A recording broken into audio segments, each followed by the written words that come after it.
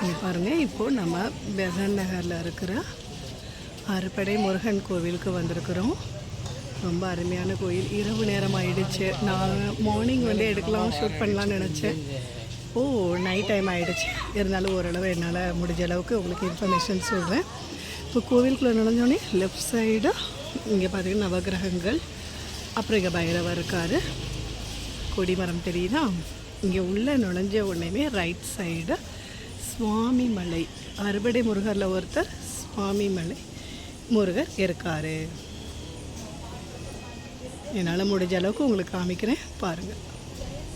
சுவாமிமலை முருகர் பக்கத்தில் திருச்செந்தூர் செந்தில் ஆண்டவர் இருக்கார். இங்கே பாருங்கள். திருச்செந்தூர் முருகரை தரிசனம் செஞ்சுட்டு அப்படியே வந்தோன்னா இங்கே பழமுதிர்ச்சோலை முருகர் இருக்கார். அவருக்கு இடதுபுறமாக கோபுரத்தில் அமைச்சிருக்காங்க. ரொம்ப அருமையாக அழகாக இருக்குது. பழமுதிர்ச்சோலை முருகரை தரிசனம் செஞ்சுட்டு அப்படியே இப்போது நம்ம கோவிலை சுற்றி வர்றோம். இப்போது இங்கே பார்த்தீங்கன்னா திருப்பரங்குன்றம் சுப்பிரமணிய சுவாமியை பார்க்க போகிறோம். பாருங்கள், அறுபடை முருகர், 6 இடங்களில் இருக்கக்கூடிய முருகரை ஒரே இடத்துல தரிசனம் செய்யக்கூடிய இடம் தான் இந்த பெசன்ட் நகர். திருப்பரங்குன்றம் முருகரை தரிசனம் செஞ்சுட்டு அப்படியே வந்தோன்னா இங்கே இந்த கோபுரத்தில் பழனி ஸ்ரீ தண்டாயுதபாணி சுவாமி சன்னதி, பழனியில் இருக்கக்கூடிய முருகர் இங்கே நமக்கு தரிசனம் தர்றாரு.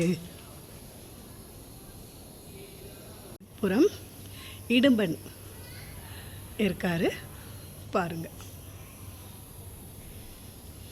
பழனி முருகரை தரிசனம் செஞ்சுட்டு அப்படியே வந்தோம்னா அடுத்தது திருத்தணி ஸ்ரீ சுப்பிரமணிய சுவாமி இங்கே இருக்கார்.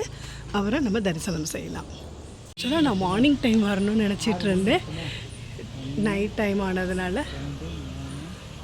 இது மாதிரி என்னால் எடுக்க முடிஞ்சது.